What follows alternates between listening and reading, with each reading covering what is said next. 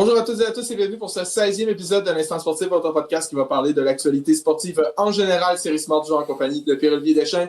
Cette semaine, on va parler de la finale de la Coupe Grey, c'était la finale dimanche passé. On va également parler de la NFL, on va parler du hockey aussi, puis également un petit peu de sport automobile, puisqu'il y a eu quelques nouvelles de ce côté-là, mais on va commencer avec la NFL en tant que telle. Alors la NFL, la semaine 11, ça a commencé avec un petit affrontement entre les Patriots et les Jets, donc une équipe intéressante, une équipe qui ne l'est pas. Puis ça s'est soldé sans aucune surprise par une victoire des Patriots 27-14. C'est sûr peut-être qu'on s'attendait qu'ils détruisent plus, mais c'est une victoire, il fallait la prendre. Les Patriots qui d'ailleurs n'ont toujours pas eu de bye week, puis ça sera pas avant la semaine 13, si je me souviens bien. Donc c'est pas tout de suite. Encore là, il faut qu'ils affrontent des grosses équipes. Semaine 13 ou semaine 14. Donc eux, ils l'ont vraiment endormi leur bye week. Puis, mais qui vont chercher quand même une 9e victoire. Donc avec ça, les Patriots sont au moins assurés de finir avec une fiche de 500 et plus, ce qui peut déjà être une bonne nouvelle. Puis ils prennent tranquillement une bonne option sur la division. On va regarder les classements en tant que tel à la fin. Mais ça a été notamment un gros match de la recrue Trevion Henderson aussi, qui a connu 2 touchés, je crois. Puis Drake May, toujours excellent. Puis toujours ça solide. freine la série de victoires des Jets à seulement 2 matchs. On est surpris, Ouais. on pensait qu'elle allait finir en gagnant tous les matchs. Surprenamment, ça s'est arrêté. Mais il va finir encore 9-8. Toujours pas impossible. Toujours pas impossible. Ouais. Sinon, les partisans de Madrid avaient le droit à un match de football entre les Dolphins et les Commanders. C'est rough. C'est rough. C'est pas le match que tu voulais avoir. Puis ça s'est fini en prolongation. Et c'est les Dolphins qui l'ont emporté par la marque de 16-13. Les Dolphins qui ont maintenant 3 victoires dans leurs 4 derniers matchs. Ça a l'air que congédier le GM, c'était une bonne chose, que ça a motivé les troupes en tant que tel. Mais en même temps, c'était comme tirer sur l'ambulance. Les Commanders, c'est pas l'équipe qui va le mieux cette année. Mais c'est une victoire que les Dolphins vont chercher quand même, une 4e cette année. Sinon, dimanche, les Panthers, qui la semaine dernière avaient perdu, vont gagner 30-27 contre les Falcons d'Atlanta. Je pense que pour Atlanta, on peut vraiment oublier la saison. Ouais. En plus, on a appris que Michael Penix est out pour le reste de l'année aussi, donc il ne jouera plus. Puis les Panthers aussi qui blanchissent, qui balayent les Falcons pour la première fois dans une saison depuis quand même plusieurs années en tant que tel. Donc, les Panthers qui reviennent au-dessus de 500, ils ont une meilleure fiche que les Chiefs. Eux, c'est dur à réfléchir. Ouais. Comme un match sont mauvais, un match sont bons. Tu sais jamais sur quel pied danser. Donc, ils sont 6-5. Est-ce qu'ils vont pouvoir se faufiler à toute fin? On sait pas. Mais c'est vraiment étrange comme saison pour les Panthers. Ouais, vraiment. Mais au moins, ils sont encore au-dessus de 500. Ils se battent plus loin qu'ils l'ont été dans les dernières années, mettons. Sinon, il y avait un gros match entre les Bills et les Buccaneers. C'est les Bills qui ont connu une victoire de 44-32, un gros match offensif.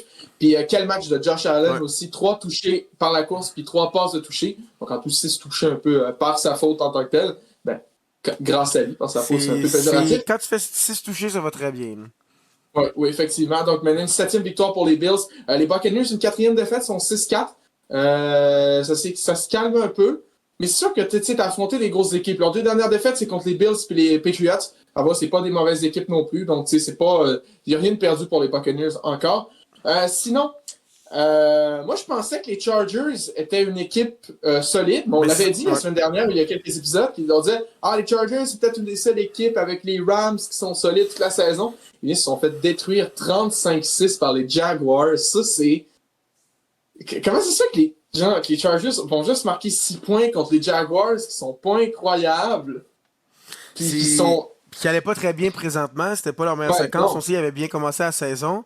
C'est ça, je t'ai dit, cette année, tu peux rien prédire. Genre, s'il y avait un match, je me disais, pas c'est dans la poche, mais quasiment, c'est probablement ce match-là. Mais là, 35-6. Ok, je peux comprendre, les Jacks ont connu quand même une pas pire défense. Ils auraient gagné 12-6, un match défensif. Mais non, 35 points de leur côté aussi, donc honnêtement, je sais plus quoi dire. Je sais plus quoi prédire dans les matchs cette année. Là. Effectivement. Puis les Jaguars qui restent encore dans la lutte aux séries, ils occupent encore la dernière place d'équipe repêchée dans l'américaine. Donc ça, c'est une bonne nouvelle pour les fans de Jacksonville qui se battent encore plus longtemps que dans les dernières années, mettons. Puis ça l'aide que Trevor Lawrence, on l'aime ou on l'aime pas, mais là au moins il est pas blessé, puis en tout cas il est capable encore d'aider son équipe. Sinon, les Bears, qui sont sur une excellente séquence eux aussi, une autre victoire 19-17 contre les Vikings du Minnesota. Les Bears qui sont maintenant premiers de leur division. Ouais. Ils s'y attendaient pas nécessairement. D'après moi, il doit y avoir un truc avec le fait. Ça se peut pas que comme le pape décide, moi, mon équipe préférée, c'est les Bears, puis ils se mettent à gagner. Là, genre, il doit y avoir un truc c'est là-dedans. sûr, c'est louche. Mais c'est surtout Parce qu'on rappelle que le Pat vient de Chicago. Là. C'est surtout que leur division, c'est Vikings, Lions, Packers. Là. C'est pas une petite division faible. Là. C'est une bonne division. C'est pas une division que les équipes, c'est comme genre Saints, Titans, puis je sais pas, Cardinals. Hein. Désolé les Cards, mais en tout cas. Ils sont vraiment ils sont 7-3. Là. C'est une très bonne fiche qu'ils ont. Là. Ben, en tout cas, c'est la première fois qu'ils mènent leur division pendant aussi longtemps, en tout cas aussi loin dans la saison depuis un long moment. Donc les Bears puis les fans des Bears qui peuvent être très optimistes pour le reste de la saison. Séquence de 3 victoires de leur côté, donc ouais. Ouais. Effectivement. Sinon, les Packers, victoire de 27-20 contre les Giants. Encore un match serré pour les Packers, qui est quand même quand même surprenant. Pas une victoire convaincante encore. Là. Non, il n'y a rien de convaincant. Depuis la semaine 1-2, les Packers, c'est quand même rough. En tant que tel, puis les Giants 2-9, on sait, ils ont tellement de blessés. Puis en plus, c'est rough, ils n'ont pas eu une semaine de pause encore, donc rough un peu pour les Giants. Mais victoire des Packers. Remake du Hunk Ball aussi dimanche dernier entre les Steelers et les Bengals, cette fois du côté de Pittsburgh. Puis là, le match, malheureusement, contrairement à la dernière fois, j'avais mis une story pour dire j'espère que ça va être aussi gauté que la première fois, mais ça ne l'était pas tant. Victoire facile des Steelers 34-12 contre les Bengals, donc ça peut être un gros match pour Cincinnati. J'ai vu aussi que Ja'Marr Chase va être suspendu pour le prochain match. Donc, oui, parce qu'il a craché. Ouais. C'est rough pour les Bengals. Puis, par contre, Joe Burrow planifie son retour pour le Thanksgiving américain, donc c'est dans pas long. J'avoue, je ne connais pas la date par cœur, mais il vise un retour prochainement, Joe Burrow. Je pense que c'était semaine 13. Fait que là, on va commencer semaine 12 cette semaine. Donc, Joe Burrow va revenir dans pas long. C'est que au moins, c'est une bonne nouvelle. Thanksgiving, selon Internet, ça commence le jeudi 27 novembre. OK. Fait que, ouais, ça fait avec la semaine 13. Ça fait avec la semaine 13. Donc, Joe Burrow qui devrait être de retour pour ça. Par contre, les Steelers, on sait qu'Aaron Rodgers s'est blessé à un poignet. Parce que des fois, la def des Steelers, elle rough un peu aussi. La O-line, je veux dire plutôt. Donc là, les Steelers, il va falloir voir avec Aaron Rodgers s'il est capable si sa blessure n'est pas trop grave, puis qu'il est capable de revenir rapidement, même si le carrière remplaçant a pas mal fait du côté de Pittsburgh quand même. Mais Pittsburgh, eux, ils ont besoin de le carrière. Comme par exemple, Joe Burrow, moi, je dirais, attends que tu sois sûr qu'ils soient en santé, t'es 3-7. Mais là, les Steelers sont 6-4. Oui, 6-4, c'est pas fou, mais c'est premier de leur division. Là. Ouais, effectivement. Sinon, Texans-Titans, un match qui est un petit peu serré, quand même très très serré pour les Texans. Une victoire de 16-13. C'est le dernier botté du match. J'ai l'impression que les Texans, n'importe qui vont jouer, que ce soit une bonne équipe ou une mauvaise équipe, vont être capables de rivaliser et d'être proches, mais ça va être proche. Genre, ils vont pas avoir de la facilité contre les faibles puis de la difficulté contre les bonnes. Ça va être genre tout le temps serré avec tout le monde, j'ai l'impression.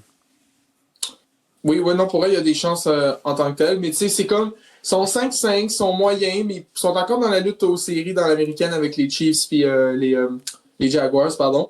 Maintenant, passons au prochain match. C'est le match entre les Cardinals d'Arizona et les 49ers de San Francisco. Puis il y a des choses à dire dans ce match-là. Tout d'abord, le corps arrière des Cardinals, Jacoby Brissett, a établi un record dans la NFL. Il a complété 47 de ses 57 passes tentées. C'est un record dans un match pour un corps arrière. Il a accumulé pas loin de 452 verges par la passe, 2 passes de toucher aussi. C'est que là, tu te dis, nouveau record. Les Cards ont dû gagner. Comment dire qu'après 16 secondes de jeu, c'était déjà 7-0 San Francisco? Comment ça s'est passé le premier jeu? En gros, le botté d'envoi, le botté de retour des 49ers, ils ont gagné 98 verges sur le jeu. Comment dire que je suis crash out? Puis les 49ers se sont un petit peu défilés, victoire de 41-22. Donc, c'était pas la faute de l'attaque du côté des Cardinals. Puis j'ai aussi vu une statistique que Trey McBride adore jouer avec Brissett. Ça fait déjà 5 passes de toucher qu'il reçoit depuis que Brissett est là. Puis je pense que dans tout le temps que je joue avec Kyle Murray, il y en avait eu seulement 5 aussi, dans tout le temps. Donc, il a déjà égalisé. Je me souviens, la saison passée, je pense que c'est genre l'avant-dernier match qu'il a eu sa première passe de toucher. Puis, il était quand même genre top 2 avec le plus de points fantasy des tight ends. Donc, il recevait beaucoup de ballons, mais jamais de passe de toucher avec Murray. Non, c'est ça. Kyle Murray, c'est pas un gars qui passe beaucoup. Là. C'est un gars qui court beaucoup avec le ballon en tant que tel, qui est très mobile, mais qui passe pas tant. Donc, ça, c'est une petite différence avec Jacoby Brissett. Mais victoire des 49ers. Sinon, il y avait un gros match aussi pour le top de la division entre les Rams et les Seahawks. Les Rams qui vont emporter 21-19 finalement, donc une 3e défaite cette année pour Seattle. Par contre, il faut dire que ça n'a pas été un gros match pour Sam Darnold qui a lancé 4 interceptions. Puis pareil, ils ont juste perdu par 2 points. Donc, On peut à moins croire que... il pourrait se défendre contre les grosses équipes. Ça m'étonnerait qu'il Ouais. fasse ça tous les matchs. Là. Ouais. On sait que c'est Sam Darnold, mais pareil. C'est en tant que tel, la O-line de Seattle est meilleure qu'elle du Minnesota, mettons. Fait qu'il est plus protégé puis il connaît une meilleure saison. Donc, en tant que tel, ça peut être ça. Sinon, les Ravens, qui n'ont pas eu un match facile, ils ont tiré de l'arrière un long moment, mais finalement, ils l'ont remporté 23-16 contre les Browns de Cleveland. Une quatrième victoire consécutive pour Baltimore, qui sont maintenant 5-5, qui sont venus à 500. Une bonne remontée, puis on sait que la meilleure équipe de la division, c'est les Steelers, qui sont 6-4. Donc, c'est une division qui est encore très, très prenante pour Baltimore. Puis sinon, pour les Browns, c'était les débuts de Deshaun Sanders aussi, en carrière, puis ça n'a pas été un gros match pour lui. Ben, il est venu remplacer, je pense, en fin de match, vu que Gabriel s'était blessé. Puis ses statistiques, c'est vraiment pas reluisant. Il a complété seulement 4 passes sur 16. Il a fait une interception, pas de passe de toucher. Donc, pour le joueur qui, au début de l'année dernière, était supposé sortir top 5 au repêchage, puis finalement, je pense qu'il est sorti, c'est pas 5e round qu'il est sorti. Ben, c'est pas fou, hein. C'était sa chance de se prouver, puis c'était pas fou. C'est pas fou, effectivement. Sinon, il y avait un gros match aussi pour la division pour la division des Chiefs, alors qu'ils affrontaient les Broncos en tant que tel. Les Broncos qui l'ont emporté 22-19. Les Chiefs, maintenant, qui chutent à une fiche de 5 victoires, 5 défaites en 10 affrontements. Surtout, ce qui est surprenant, c'est que là, c'est une défaite après une bye week. Donc là, tu sais, en plus, tu venais de perdre contre les Bills, là, tu perds contre les Broncos. Ben déjà, les Broncos sont 9-2, donc c'est une grosse saison pour eux. Même si c'est pas une équipe qui est c'est pas l'équipe la plus passionnante à regarder, les Broncos, on va se le dire. Niveau offensif, ils vont gagner les matchs. Pour les Chiefs, ça commence à être rough en tant que tel. Là, là à moins d'une catastrophe des Broncos, je vois pas comment les Chiefs pourraient gagner la division. Je trouve, en tout Ben, cas, ça la serait question, c'est plus gagner la division. faire les séries. Est-ce qu'ils vont faire les séries? Parce que Ouais. 5-5, à chaque fois, on se dit, ouais, ils vont se reprendre, c'est Chiefs, ça va. Mais ça fait déjà 10 matchs, là. Il en reste plus tant, là. Il en reste moins qu'il en restait, là. Effectivement. Puis, mais ouais, c'est ça en tant que tel. Puis sinon, par contre, il y a un record qui a été battu. C'est Travis Kelce qui a atteint son 84e touché en carrière, qui a établi le record des Chiefs maintenant. Mais ouais, c'est ça. En plus, c'est ça qui est bizarre avec les Chiefs, c'est qu'ils accordent pas tant de points. Mahomes joue pas nécessairement si mal que ça, même s'il a lancé 2-3 interceptions lors du dernier match. Ben, Kelce joue très bien il joue en vraiment tant que mieux, tel. Mahomes, que l'année dernière, là. Puis l'année dernière, ils ont fini ces 15-2. Ouais, Puis cette année, il joue mieux, là. Donc, il y a quelque chose qui marche juste pas, là. C'est chose qui est bizarre avec les Chiefs en tant que tel. Donc maintenant qu'ils sont 5-5. Sinon, les Eagles, qui sont pas l'équipe la plus passionnante à regarder non plus. Mais ça fonctionne. Niveau offensivement en tant que tel, ça fonctionne parce que la défense fonctionne très très bien. Victoire de 16-9 contre les Lions. Limiter les Lions à seulement 9 points, c'est quand même un bel exploit, moi je trouve. C'est quand même assez impressionnant. Mais seulement 16 points. Donc, tu sais, l'attaque, elle marche pas très très bien, mais la défense marche bien. Puis il y a les Si ça Lions gagne, qu'on pense. Les Lions, on n'arrête pas de parler, c'est une force de la Ligue, une des meilleures équipes, mais 6-4. Ouais. C'est pas la meilleure fiche, mais en même temps, ils ont affronté des bonnes équipes. Mais pareil, que là, est-ce que les Lions, ils pourraient peut-être avoir de la difficulté à se rendre en série? On sait jamais. 6-4, il n'y a rien de vendu encore, là. Ouais, puis surtout, c'est une division qui est très profonde avec les Packers puis les Bears qui sont devant eux. Puis même les Vikings sont pas si loin derrière non plus. Puis finalement, hier, le match que probablement personne regardait, le match entre les Cowboys et les Raiders. Victoire des Cowboys 33-16. C'est les Raiders. On rappelle que les Colts et les Saints étaient en bye week Moi, cette semaine pour... attends, avant, là, je voudrais ajouter quelque chose. C'est que je parlais avec quelqu'un, je me demandais, c'est qui est favori pour le MVP cette année? Puis là, il m'a nommé quelques personnes. Et moi, j'ai amené la question, avec les Ravens qui font juste gagner puis qui vont remonter et probablement se qualifier pour les séries, est-ce qu'un gars comme Lamar Jackson, qu'on voit qu'à cause de lui, c'est lui qui est le plus important dans son équipe, parce que sans lui, oui, il a joué une coupe de match, mais il était 1-5. Là, il revient, ils sont 5-5. Puis ils vont peut-être même gagner encore plus. Parce que si tu regardes, un Sam Darnold, dernier match, il vient de lancer 4 interceptions. Après ça, t'as Joe Burrow est blessé, Josh Allen, c'est coup-ci, coup-ça. T'as Mahomes qui joue bien, mais son équipe est 5-5. Après ça, t'avais Drake May, oui, mais il affronte souvent des équipes comme les Jets, c'est pas le plus dur schedule. Est-ce que Jonathan Taylor, mais la dernière fois que ça n'a pas été un QB qui l'a gagné, c'est très rare. Donc, je me dis, est-ce que Lamar peut sortir de nulle part en fin de saison et le remporter? Ou est-ce qu'il a trop manqué de matchs? On verra. Mais vraiment, cette année, c'est très dur de prédire qui allait être le MVP comme l'année passée. à partir d'un certain point, on le savait que ça allait être soit Allen ou soit Lamar Jackson. C'était vraiment évident que c'était entre les deux. Mais là, cette année, c'est vraiment ouvert. Puis un gars comme Lamar pourrait peut-être remonter. Ça serait fou de se dire qu'il remonte à 1-5 blessé. On n'aurait jamais cru que c'était possible. Oui, effectivement. Mais moi, j'attendrais quand même voir les Colts s'ils sont capables de continuer sur leur lancée. Parce que, tu sais, sinon, je pense que ça peut être... Jonathan Taylor peut être encore... Ah, mais c'est quand la dernière fois qu'un QB, je vais aller regarder, qui a pas gagné le MVP. OK. Last MVP non-QB.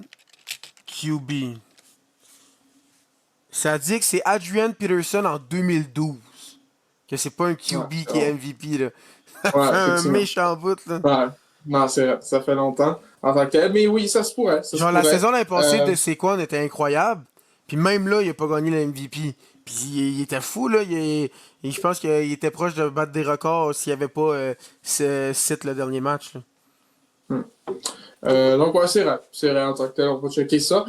Pour ce qui est des matchs la semaine 12, jeudi, Texans-Bills. Donc, on va voir si là, les Bills vont être capables de gagner 2 matchs de suite ou s'ils vont perdre contre les Texans. Ça pourrait être une surprise. Mais tu sais, les Texans, c'est une équipe qui est capable de rester dans le coup. Mais là, par contre, on sait que CJ Stroud ne jouera pas non plus jeudi soir, donc pour un 3e match de suite.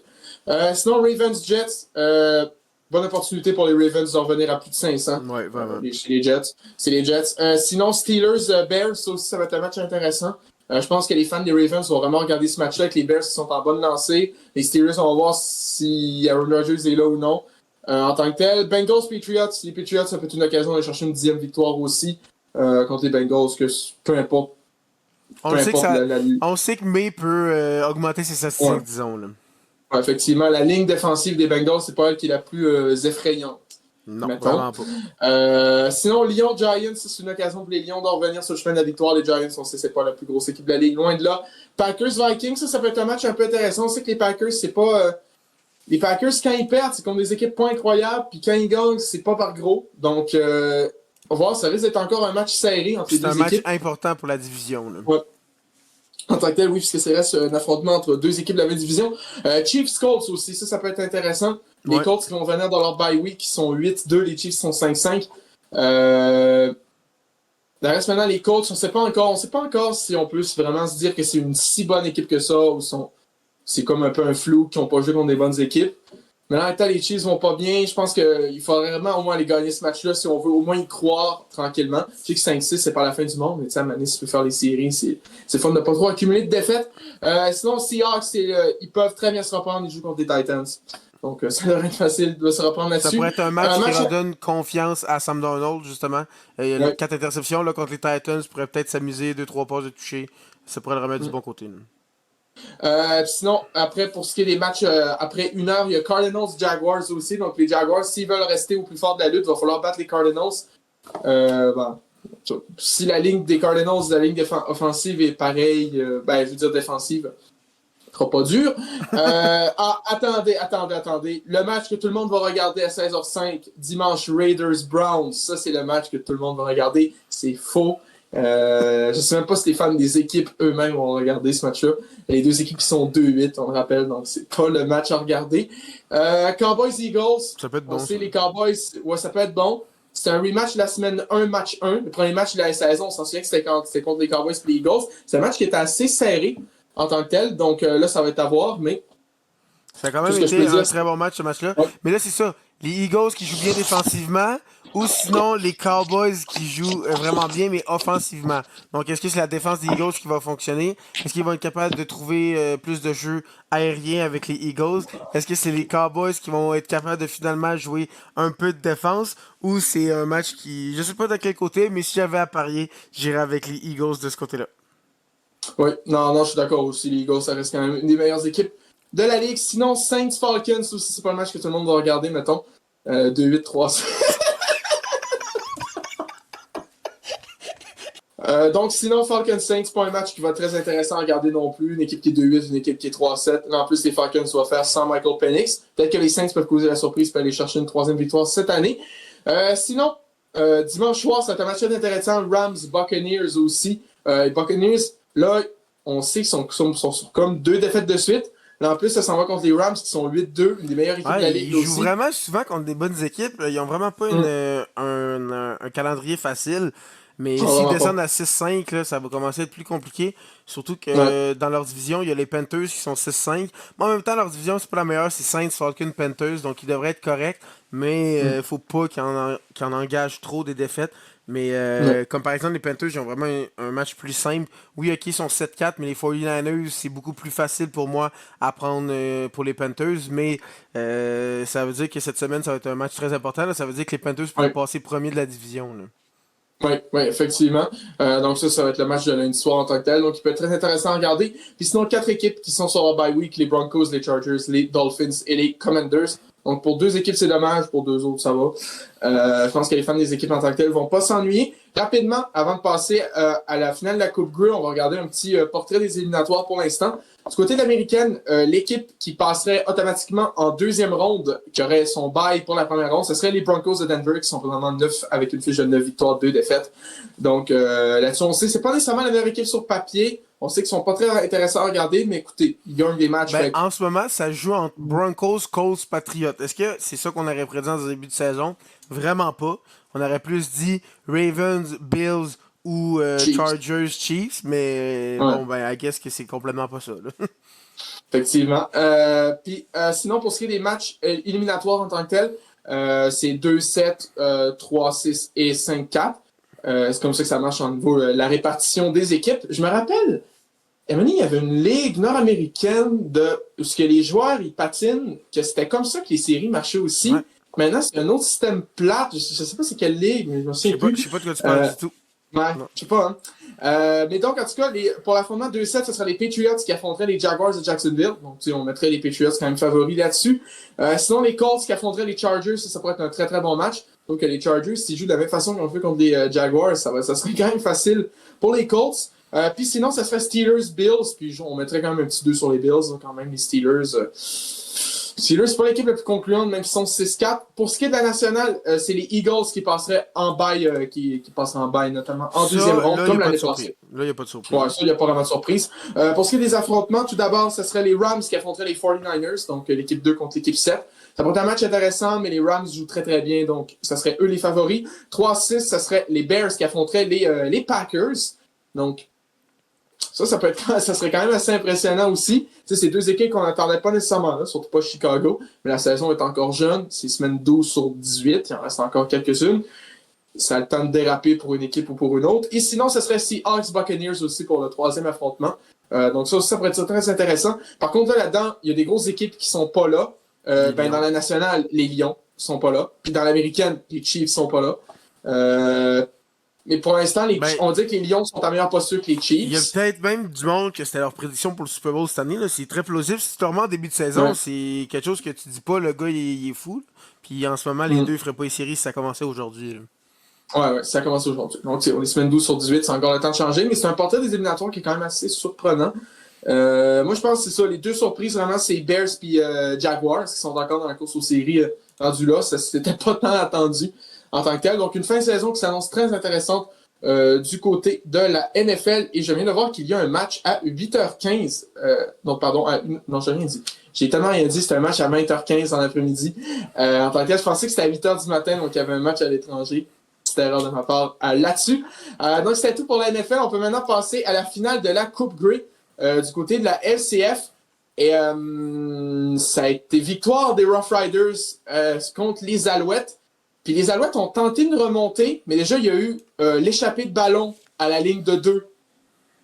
Alors qu'on était sur le bord de marquer un autre touché. Le fumble qui a fait mal. Ouais, et c'est surtout le 2e et le 3e quart qui ont fait mal pour les Alouettes parce qu'ils ont été totalement déclassés pendant la moitié du match. Je vais te dire, la meilleure équipe du match, dans le match, a gagné. Les Rough Riders ont vraiment mieux joué. Ouais. À part au 4e quart, on a comme décidé de se réveiller, on a marqué beaucoup de points. Et Shea Patterson, comme tu l'as dit, a échappé le ballon. Mais lui, si vous savez pas c'est qui, c'est genre un de nos 3e, 4e QB. En gros, il joue pas souvent. Souvent, c'est ça sa job de faire ces faux flats-là. Mais il a échappé le ballon. Ça doit vraiment être dur pour lui. Il joue pas beaucoup. Puis il fait ça comme jeu. Ça devait vraiment être décevant pour lui. Mais pour vrai, si tu as regardé le match complet, tu comprends que la meilleure équipe a remporté le match. Surtout 2e, 3e, on n'était pas là. Un moment donné, j'étais là, ok, impossible qu'on gagne. Puis quand on montait, j'étais là, Comment ça, on remonte? Pourquoi on n'a pas joué de même toute la game? On aurait gagné facilement, mais décevant. Puis encore une fois, une bonne saison pour les Alouettes, mais un peu trop court. On va espérer revenir la saison prochaine. Et avec ça, c'est la première défaite à vie dans la Ligue canadienne de football pour Alexander. C'est pas encore en saison. Oui. Donc l'année prochaine, on pourra encore parler qu'en saison, il est invaincu. Mais Mm. premier match qui passe, c'est la Coupe Grey, c'est quand même assez décevant. Ouais. Je pense qu'il aurait pris 3-4 défaites en saison de plus. Ouais. Puis aller gagner le trophée. Mais on va essayer de se reprendre l'année prochaine. On serait supposé encore avoir une très bonne équipe l'année prochaine. Ouais, effectivement. Donc, il n'y a rien qui est perdu. Puis c'est quand même. Le premier match que tu perds en carrière, c'est la Coupe Grey, ça va. Là. Il y a pire. Tu t'es rendu assez loin, disons. Ouais, il y a pire dans ta carrière, mettons. Donc, c'était tout pour la Coupe Grey en tant que telle. Donc, victoire des Rough Riders, comme on l'a dit. Le football de la LCF va revenir l'année prochaine en tant que tel, un peu plus tard. On sait que ça commence plus tôt dans la saison que la NFL, par contre. Mais ça reviendra pas tout de suite.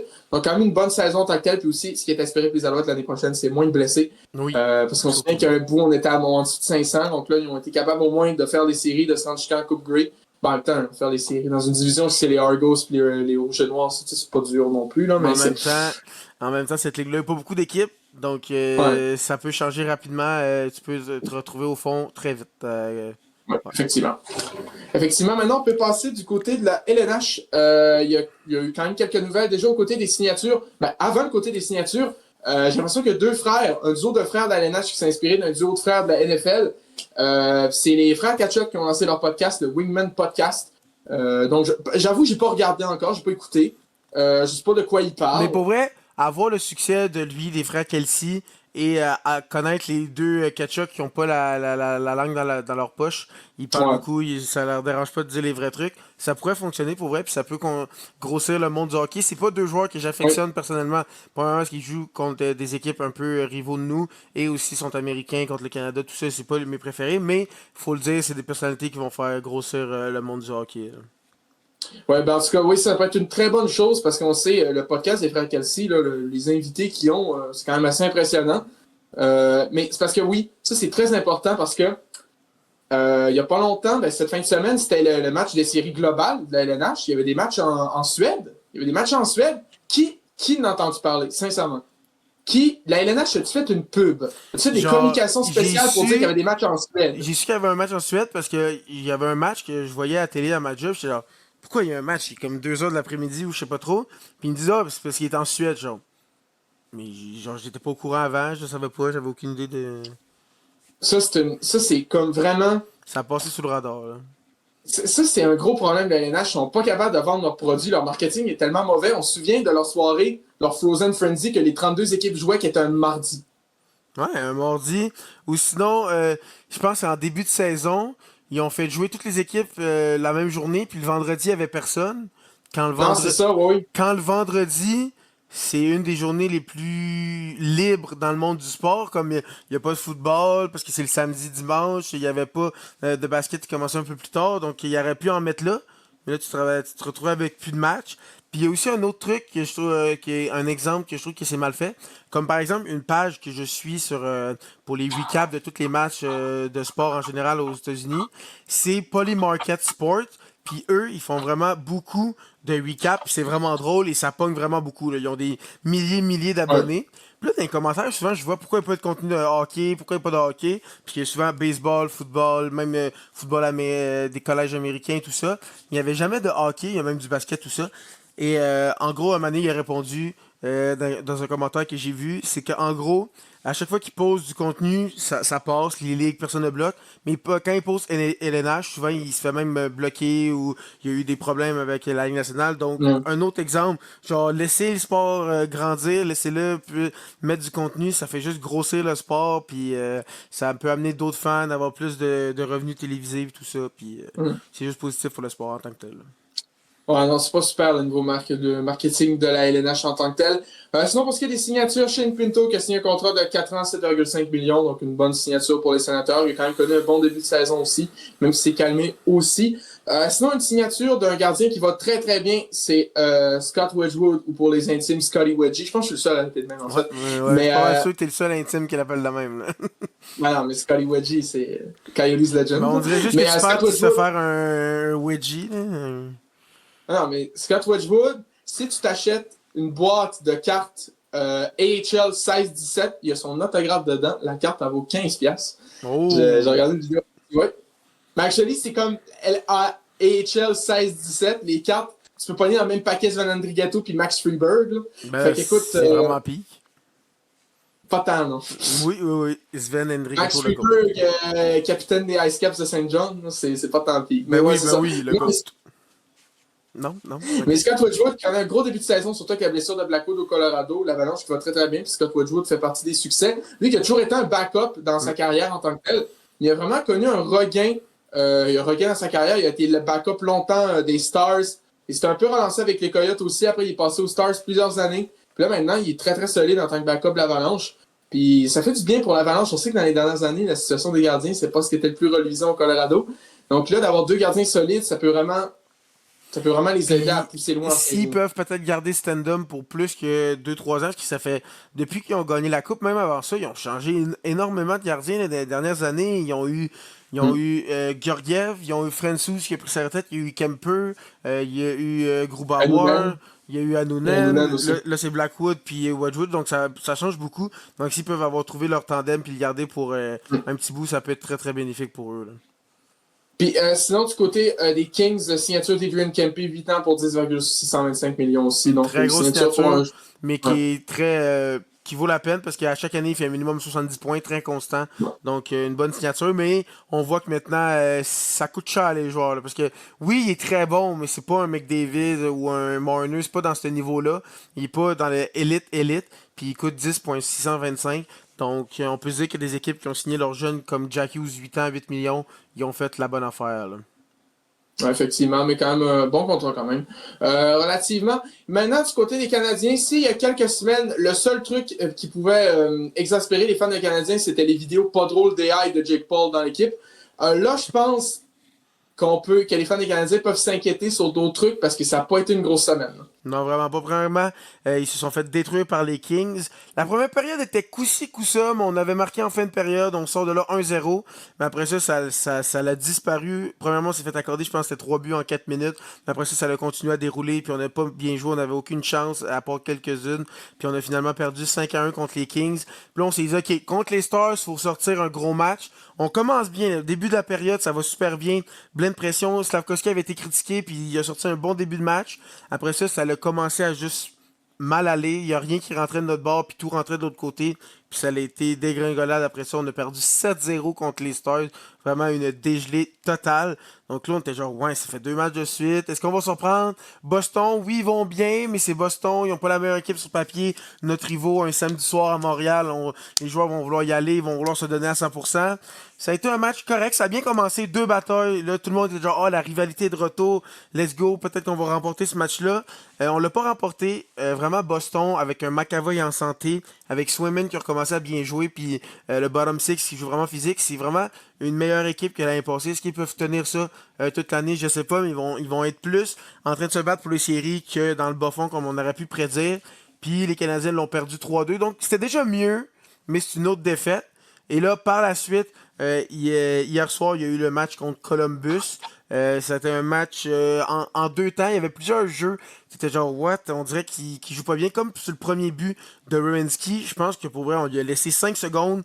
Il était à la ligne bleue, on le laisse monter dans l'enclave. Personne ne fait rien. Tout le monde recule. Puis on le laisse tirer, puis il marque. Puis là, genre, sérieusement, genre, il n'y a pas de défense là-dessus. J'ai l'impression que peut-être le système, ou il faut redire aux gens, parce qu'on dirait que c'était le joueur de personne. Puis quand on regarde, t'es genre, c'est le joueur de quelqu'un, mais qui sont pas tant mal positionnés, mais il y a clairement quelqu'un qui est mal positionné, puisque c'était 5 contre 5. Mais bon, là-dessus, puis aussi sur le but, je pense que c'est Fantilli, il y a genre 3 joueurs qui voulaient pas la rondelle. Il l'échappait, il la voulait pas. Puis, je veux pas être méchant envers Joshua Roy, mais il a pas sa place. Je sais pas, il y a quelque chose, il était vraiment pas bon. Il y avait plusieurs jeux où il était mauvais, surtout sur ce jeu-là, dans le filet. Donc, pour vrai, moi, Joshua Roy, je retournerais ça à Laval. Pour vrai, c'est non. Un gros non. Un gros non. Et aussi, je veux dire qu'en troisième période, là, on a vraiment revu les Canadiens du début de saison qui étaient vraiment meilleurs. La troisième, on a eu beaucoup de chances de marquer. Les Knudsen vraiment été bons dans ce match-là. On a réussi à revenir dans le match, créer l'égalité. En prolongation, on n'a pas marqué. En tir de barrage, on a perdu. Le dernier but, je sais, je l'écoutais en même temps avec Thierry en appel. Et j'ai peut-être un peu éclaté quand j'ai vu Dobesch, parce qu'il a fait l'arrêt, mais il l'a pas fait.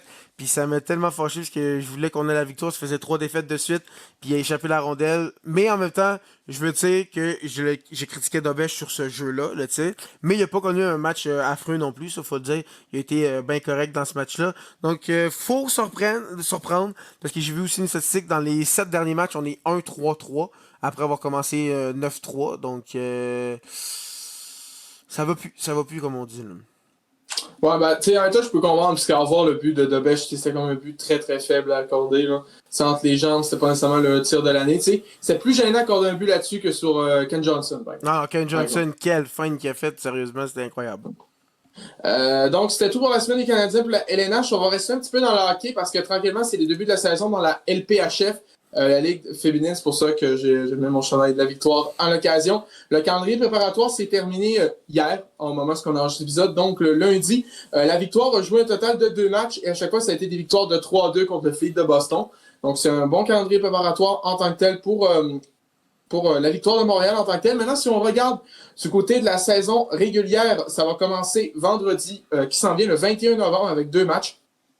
Tout d'abord, le Frost du Minnesota, les doubles champions en titre, on rappelle dans la Ligue, vont affronter les Sceptres de Toronto. Puis sinon, il va y avoir un affrontement entre les 2 équipes d'expansion, donc les Golden Knights de Vancouver qui vont affronter le Torrent de Seattle aussi, du côté du Pacific Coliseum à Vancouver. Pour ce qui est de la victoire, leurs premiers matchs vont être dimanche prochain, le 23 novembre, alors qu'ils vont être du côté de Boston pour y affronter le Fleet. Justement, on va commencer 3 matchs, c'est 2 matchs préparatoires, un match de saison régulière, Montréal-Boston, la bonne rivalité. Puis 2 jours plus tard, la victoire va être du côté de la Place Belle à Laval pour recevoir la visite des Sirens de New York. Donc, maintenant, pour ce qui est des attentes de la saison, on va s'attendre encore à ce que la victoire soit quand même encore dans les bonnes équipes. On sait que c'est toujours une équipe dans les 2 années pour l'instant de la LPHF qui ont fini haut en tant que tel dans le classement. Par contre, après, c'est de confirmer en séries éliminatoires. On se souvient qu'en 2024, ils avaient joué contre Boston en série demi-finale. C'était une série 3-5. Les 3 matchs, ils avaient perdu en prolongation. Puis l'année passée, contre le Charge d'Ottawa en demi-finale, ils avaient gagné un match grâce à un but victorieux de Catherine Dubois en 4e prolongation. Si vous vous souvenez, on l'écoutait encore, ce match-là. C'est quand même assez incroyable. Mais sinon, tu sais, c'est pas des gros playoff runs, pas capable de se rendre en finale alors que c'est une très bonne équipe en saison régulière. Donc maintenant, ça va être de confirmer vraiment en série. Mais en saison régulière, ça reste une équipe qui est très, très solide avec des joueuses comme Marie-Philippe Poulin, Laura Stacey ou encore, bien sûr, André Desbiens. Toujours solide. Et bien sûr, il va y avoir une petite pause au niveau de la saison en tant que telle parce que tranquillement, il va y avoir les Jeux olympiques au mois de février. Donc, il va y avoir une pause autant du côté de la LPHF que du côté de la LNH. Moi, j'ai hâte de voir les équipes d'expansion parce que comme différent de la Ligue nationale, les équipes ont juste pu protéger 3 joueuses, donc ils ont eu énormément de bonnes joueuses de leur côté. Donc j'ai hâte de voir où ils vont se classer. Je suis même pas surpris qu'il y en a une qui serait première de la Ligue parce que vraiment ils ont eu des bonnes joueuses. Parce que à Montréal, on a protégé Euctonomie, Stacey, Poulain, puis Anne-Renée Desbiens, mais en défense, il y en a plusieurs qui disent que notre défenseuse numéro 1, si je ne me trompe pas, c'est Gardner. C'était elle la meilleure joueur de l'équipe techniquement. Donc ils vont avoir une méchante de bonne équipe, les 2 équipes d'expansion, là. Ben, littéralement, on parle que leurs 2 têtes d'affiche, la tête d'affiche pour le Torrent, c'est littéralement une des meilleures joueuses américaines, c'est Hilary Knight, elle est rendue à Seattle. Puis du côté de Vancouver, c'est Sarah Nurse. Fait que c'est pas une mauvaise joueuse longue là. Mettons que Sarah est meilleure que Darnold, mais. Ouais. Mais ils font pas le même salaire, disons. Hein. Il y en a un qui a réussi à avoir le jackpot, je sais pas comment. Hein? Kent Hughes. Ouais. Mettons que le écoute, c'est Kent Hughes, c'est un très bon agent. Mais c'est ça. Mettons que s'il y a un nurse qui mériterait le salaire à Darnold, c'est pas Darnold. Mais en tout cas, ça va être très intéressant. Mais comme tu l'as dit, les 2 équipes d'expansion, on va voir. Là aussi, par contre, avec le bassin de joueuses qu'il y a dans la Ligue, on va voir si la LPHF, parce qu'on sait que la LPHF veut énormément s'expandre, on parle littéralement de 10 équipes l'année prochaine, il y en aura déjà 2 nouvelles. Moi, je pense que la Ligue, il ne faut pas qu'elle s'expande trop vite non plus. À part si le bassin de joueuses est vraiment très, très bon. S'il y a un excellent bassin de joueuses, j'ai l'impression que la plupart des bonnes joueuses en tant que Ben, telles jouent dans la Ligue. c'est ça que la Ligue nationale avait fait dans le temps. Ils s'étaient beaucoup trop expansionnés Ouais, rapidement. Je pense pas que c'est vite, ça le ouais. bon terme, Ah expansionné. ouais, Mais la Ligue s'était ouverte trop, ben, trop vite. juste au début, Washington, il y avait 8 victoires leur première saison. Puis il y a des équipes comme les Ouais. Scouts qui ont pas pu survivre ou d'autres équipes comme ça. Atlanta, ça a été difficile parce que quand t'as pas un bon contenu devant toi, ok, si moi je suis pas fan de hockey, mon équipe, elle est as. Ben, j'ai pas le goût d'aller les voir. J'aime pas ça de base. Pour y aller, il faut que je gagne. C'est pas pour rien que Ouais. Vegas, ils ont eu beaucoup de fans rapidement que ça a fonctionné. C'est parce qu'il y avait actually une bonne équipe. Des équipes qui ont pas fonctionné, c'est à cause que ça allait trop vite. Il y avait pas les bons acheteurs. Il y avait pas les bonnes équipes devant eux. Donc, si le bassin est correct et qu'ils ont vraiment des bons propriétaires, pourquoi pas, mais il faut faire attention. Parce que, tu sais, on se rappelle des saisons d'expansion, parce que la LNH, dans les années 90, c'était une grosse politique d'expansion. Il y a eu San Jose, ça a pris un bout avant qu'il soit bon, mettons. Même s'ils ont un bon playoff run en 94, assez surprenant. Tu as eu Tampa Bay, ça a pris du bout avant qu'il soit quand même relevant. Ottawa, leur première saison était catastrophique. Les Sens. Les Mighty Ducks, ça a pris un bout avant qu'ils fassent les playoffs aussi. Les Panthers, c'était un peu différent parce que ils ont fait les finales comme 2 ans après leur création. Mais tu sais, pareil, les Panthers, après leur finale, ils n'ont pas gagné de série avant 2022. Ça a été rough pour la Floride. Puis sinon, après, ça a été Nashville. Nashville, ça a pris extrêmement longtemps avant qu'ils soient bons. Atlanta, ils ont fait les séries une fois en 11 ans. Puis Après Columbus. Ils se sont fait sweep en Ouais. 4. Minnesota a eu un bon playoff run en 2003, mais depuis, tu sais, ça s'est stoppé assez vite. Columbus, ils ont fait les premières fois les playoffs, c'était en 2009. Donc, tu sais, alors qu'ils sont arrivés en 2000. Je pense qu'ils ont jamais passé le deuxième tour encore. Là. Ils ont passé une fois au deuxième tour. C'est ça. C'était en 2019. C'est comme une des dernières fois qu'on fait des séries, quand ils ont balayé Tampa Bay qu'on n'a pas compris. Puis il était pas supposé, pantoute. Là. Ouais, non, pas. Vraiment pas. Donc, tu sais, c'est ça. D'habitude, une expansion dans une ligue, c'est rough en tant que tel.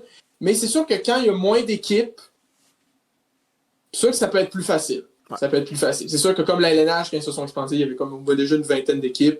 Les années 90, peut-être le niveau était moins élevé à part pour certaines équipes.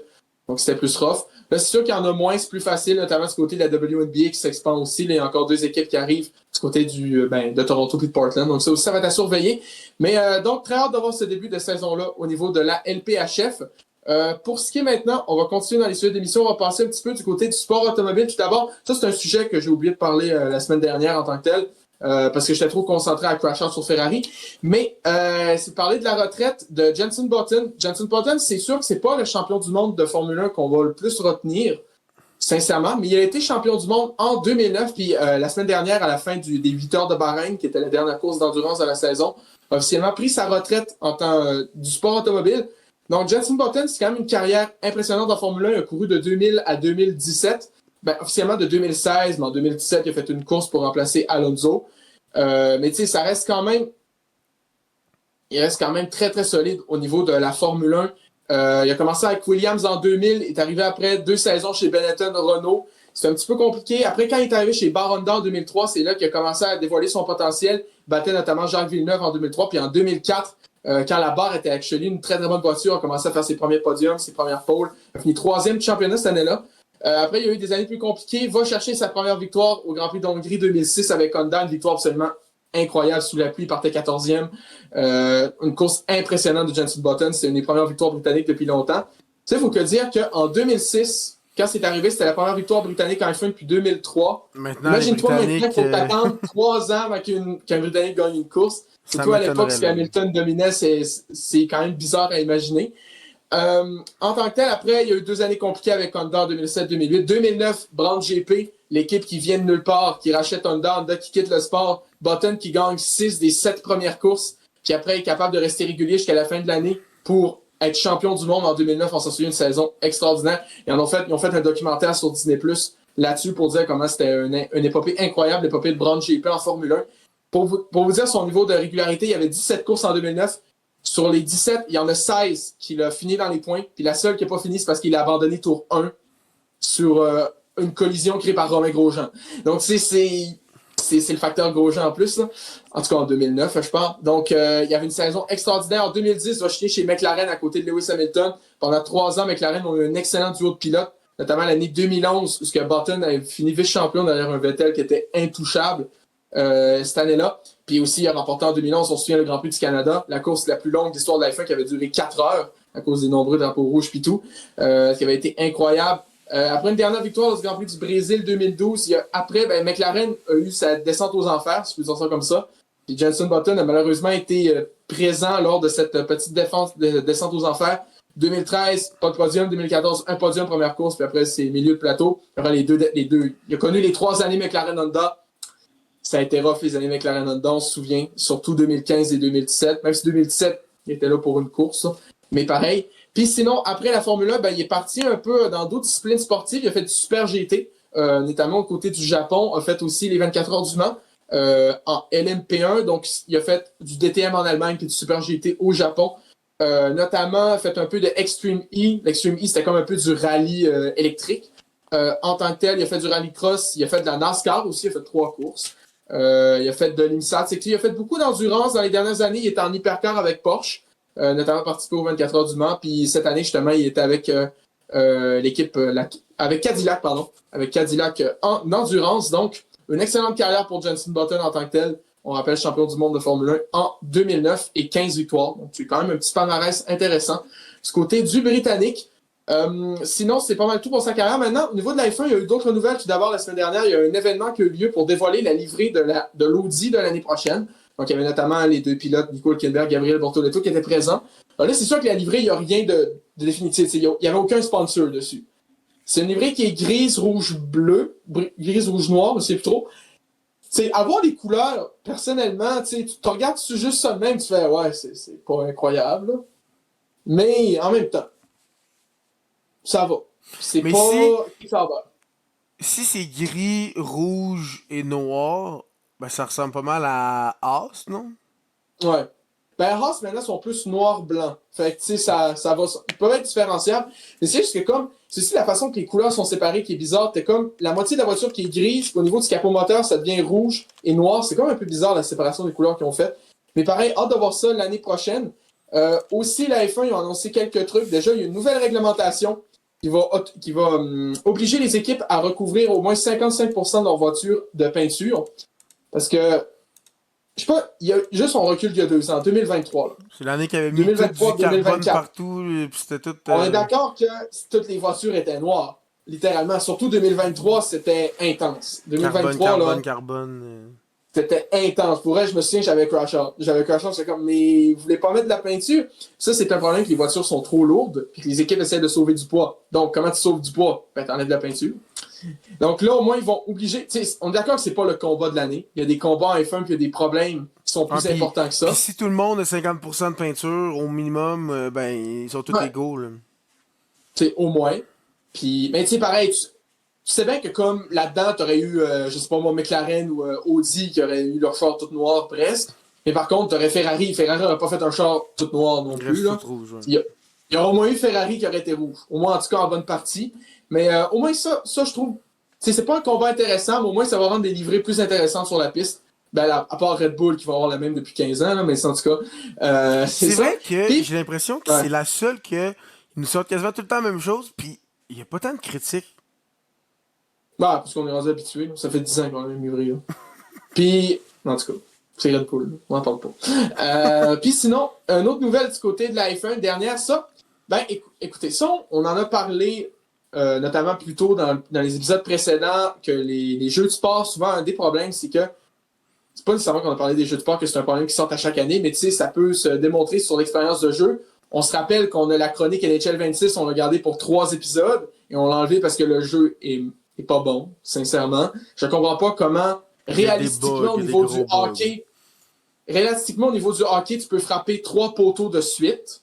Genre, à part dans des cas ultra rares. Parce que ça arrive. Il y a le mode Via Pro que c'est juste n'importe quoi. Là.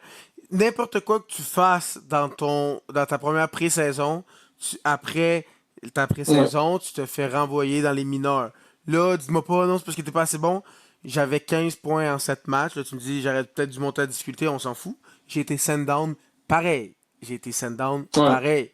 Après ça, Thierry était rendu plus loin dans sa carrière. Il dit, c'est pas grave, à ton 8e match, tu vas te faire caler. Là, j'ai fait, j'espère que c'est pas vraiment mon 8e match, sinon c'est juste tout le temps la même chose. À mon 8e match, j'ai été calé up. Après ça, il y a un autre problème. Quand tu marques ton premier but, c'est toi qui m'en avais parlé. Puis quand c'est Oui. arrivé aussi, j'ai eu la même chose. Le gars de l'équipement, c'est tout le temps un gars du mammouth. Même si j'étais avec le club Ouais. école des Blues, c'est le mammouth. Genre, ça a tellement pas rapport. Puis aussi, moi, j'arrête pas de dire. Genre, au début, il te demande tu veux de quelle position. Là, j'ai dit centre. Depuis, j'ai joué une trentaine de games, que ce soit junior, Ligue nationale, tout ça. J'ai joué 2 matchs centre, puis c'est avec Ouais. l'Armada. Sinon, je suis tout le temps mis à l'aile, tout le temps, tout le temps, tout le temps. Puis Même en aussi, Ligue américaine, t'étais à l'aile. j'étais à l'aile de Bolduc qui est un Ah allié. ouais? J'étais à l'aile de Bolduc qui joue ailier dans la Ligue nationale. Après ça, quand tu commences, tu joues au championnat du monde junior, tu commences en demi-finale.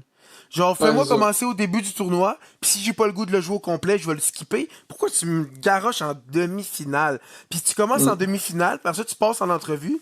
Puis les entrevues, c'est Ah, toi, c'est quoi ton style d'un joueur? Puis là, c'est là que tu te dis si t'es centre, élite, tout ça. Hey, Big, je suis un joueur qui a fait Team Canada, puis tu sais pas, je suis quelle Ouais. position. Big, what? Après ça, je m'en vais en entrevue pour le draft. Il dit c'est qui ton modèle? Je dis je choisis le Sidney Crosby parce que c'est un leader, il a du talent, puis il joue bien dans les deux sens. Ça me dit -3 à mon classement de la LNH à cause de cette réponse-là. Genre ce jeu-là, pour vrai, une chance qu'on est fan de hockey parce que on y Ouais. jouerait pas là.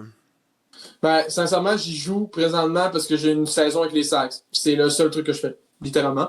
Je vais peut-être faire une saison avec la PWHL aussi, quand ça va commencer. Mais pour dire aussi un autre problème avec les jeux de sport, c'est qu'à chaque année, on dit ben, c'est toujours la même affaire. Surtout pour NHL, c'est une update de roster pour 100$. C'est littéralement, tu payes 100$ pour une update de roster. Littéralement. Puis tu sais, il y a plusieurs personnes qui disent ah, il faudrait que comme si on veut vraiment des changements, que pendant une année, ils fassent pas de jeu, puis qu'ils sautent l'année d'après. Puis on se dit, ben, tu sais, ça arrivera jamais parce que les entreprises aiment l'argent. Mais, par contre, il y a une bonne nouvelle parce que ça va arriver officiellement pour une première fois, c'est une première fois depuis longtemps. Puis ça vient d'EA Sports, donc c'est pour vous dire comment c'est surprenant. C'est qu'en gros, EA Sports ont annoncé officiellement qu'il n'y aurait pas de jeu F1 26, parce qu'il faut faire un lien avec la F1 là-dedans. En gros, le jeu F1 26 ne sortira pas. Ce qu'ils vont faire, c'est qu'ils vont sortir un DLC payant sur F1 25 qui va rajouter les voitures, les pilotes, les équipes de la saison 2026 de Formule 1 puis potentiellement les circuits aussi, parce qu'on rappelle qu'il y a le Madring qui arrive l'année prochaine. Puis en gros, ils vont rajouter ça dans F1 25. Donc il n'y aura pas de F1 26. Puis ça va laisser le temps aux développeurs de jeux, s'ils veulent vraiment faire un jeu, vraiment un renouveau des jeux F1 pour F1 27. Comme ça, ils vont pouvoir se mettre le maximum sur F1 27, travailler, vraiment renouveler le jeu en tant que tel, parce qu'on sait que F1, c'est le même moteur graphique depuis F1 2015. C'est rough, c'est la même structure de jeu pas mal. En plus, souvent, les jeux F1, quand c'est la première année d'une nouvelle réglementation, Mm. le comportement des voitures a aucun rapport. Surtout, je me souviens d'F1 22, comment c'était cancéreux. Je vais le dire vraiment, c'était pas le fun à Ouais, jouer. Là. mais Tu c'est pouvais... ça, on n'a pas vu les nouvelles voitures, donc là, il va y avoir plus de temps C'est pour ça. vraiment s'adapter. Puis si le jeu il pourrait être meilleur, je dis pas de le mettre plus cher, mais dans le futur, s'ils font une fois par 2 ans, ils disent on perd de l'argent. Si le jeu est meilleur, on va avoir plus le goût de l'acheter. Ouais. Que s'ils montent peut-être un peu le prix, on va moins être fâché de payer autant qu'avoir le même jeu chaque année puis de payer le full prix. Là. Ouais, surtout que tu sais, comme l'impression que les jeux F1, qu'il y a une année qui va dire ah ouais, la ligne est bon. L'année d'après, ils disent ah ouais, on a modifié le contrôle des voitures, puis là, les gens ils chialent qui disent que c'est de la merde.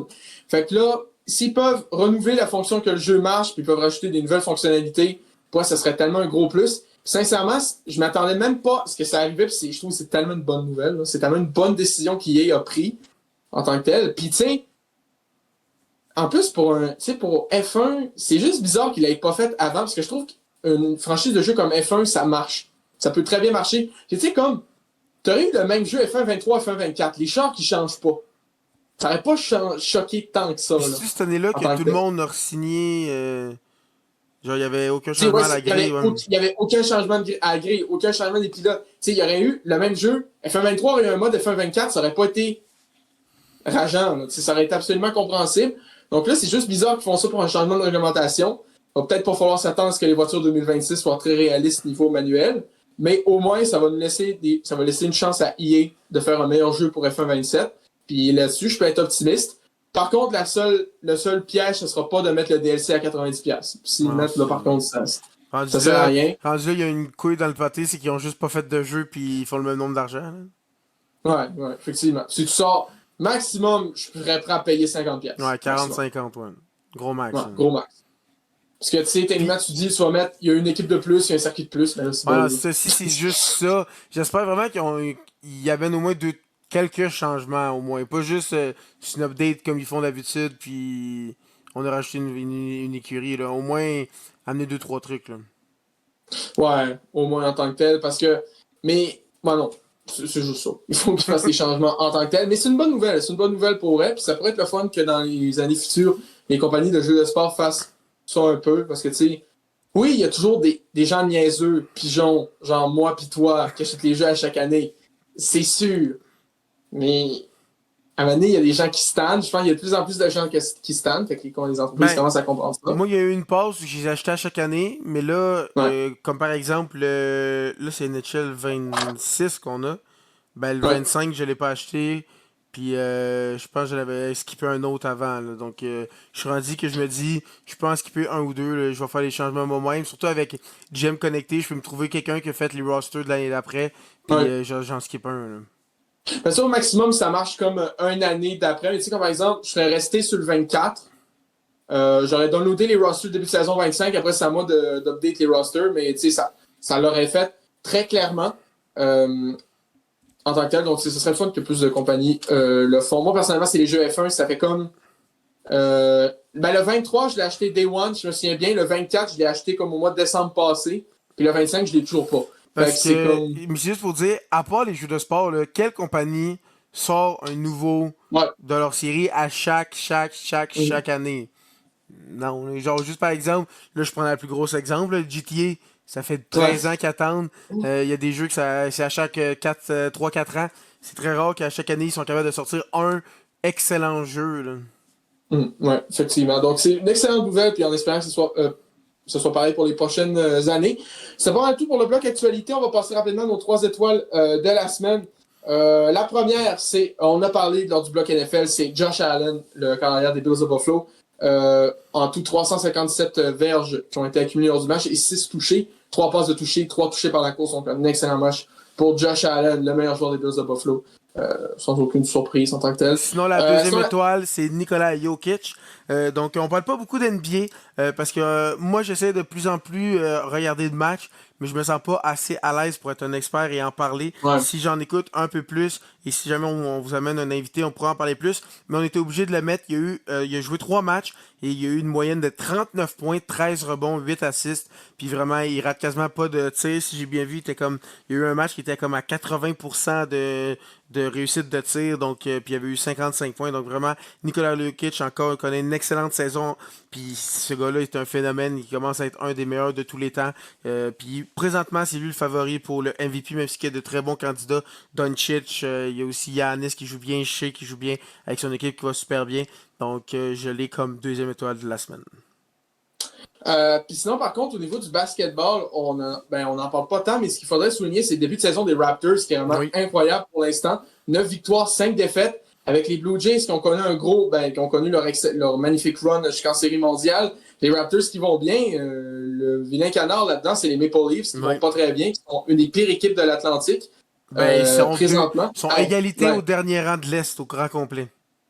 Ouais, effectivement. Donc, c'est rough. Pour Toronto en tant que tel, donc Nikola Jokic, notre deuxième étoile de la semaine. Puis, notre troisième étoile, Quinn Hughes, le défenseur, le capitaine des Canucks, 7 points en 2 matchs la semaine dernière. Il a été dans les 3 étoiles de la Ligue. Donc, depuis son retour de blessure, très, très solide, Quinn Hughes. Puis il y a aussi un truc qu'on voudrait dire. Oui, là, on est mardi, c'est mardi qu'on le publie, mais normalement, ça aurait été hier, mais on a eu des imprévus et tout ça.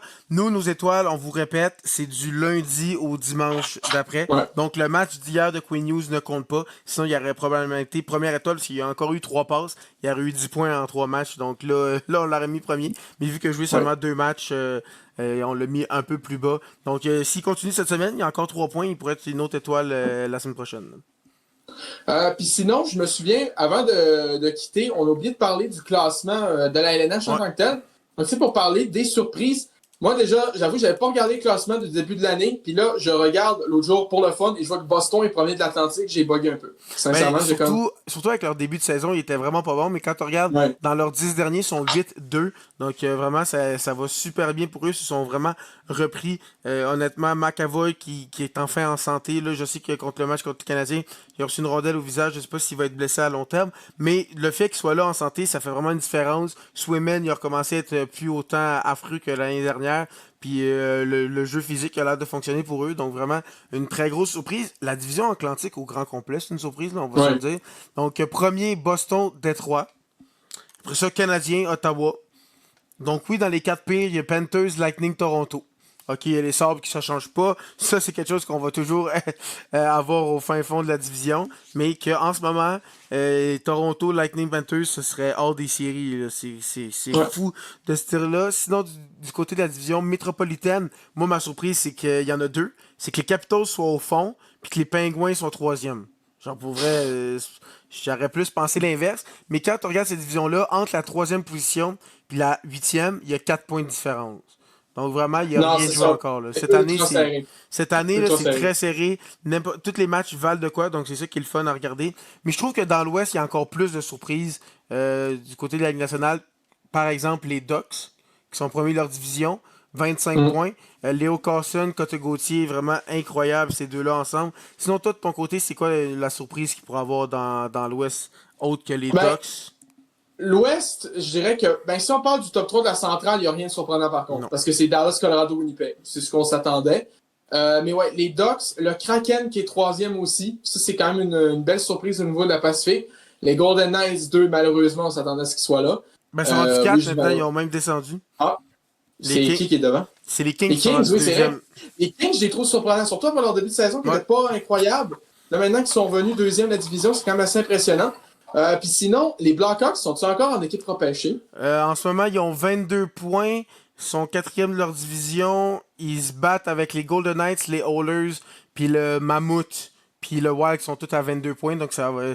Comme on vous le dit, il y a 6 équipes à 22 points. Ils vont se battre dans ces rangs-là pour les équipes repêchées. Mais justement, les Blackhawks, c'est une équipe qu'on pensait pas du tout qu'elle allait se battre pour une place en série. Le Mammouth avait hyper bien commencé. Comme vous Ouais. vous souvenez, on avait fait un défi. Thierry pensait que c'était fini. Il était déjà en train de checker les prix pour s'acheter son jersey. Puis finalement, là, il a un peu me dire, ben, finalement, c'est peut-être pas moi qui va perdre. Là, le Mammouth, ça va pas super bien. Les Blues, ça avait hyper mal commencé. Là, ils ont l'air d'être un peu plus moyens que affreux. Mais on va voir, ça va être assez pour remonter. Là, les Prédateurs, une autre saison qui commence mal. Est-ce que là, ils vont commencer à vendre enfin? Ah, il faudrait. Les Flames, que l'impression, on pensait vraiment qu'elle allait être d'Impire. Finalement, il n'était pas d'Impire. Finalement, sont d'Impire.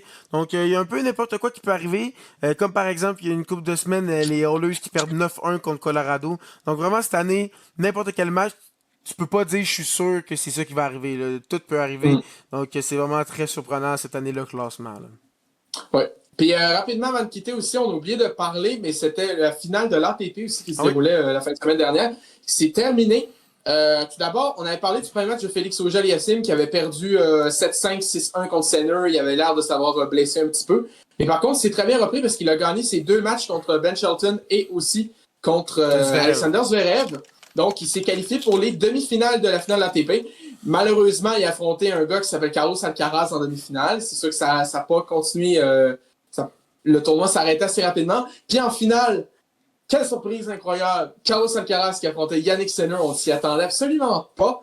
Puis on avait mis, je me souviens, je crois que Jérémy, lorsqu'on l'avait invité la semaine dernière, il avait mis Yannick Sinner en favori parce qu'on On il sait qu'à parlait de l'intérieur, il est meilleur à ouais, l'intérieur. Alcaraz est un peu moins bon à l'intérieur. Et aussi, Alcaraz, il avait juste besoin de se qualifier pour la demi-finale pour confirmer sa place de premier au monde.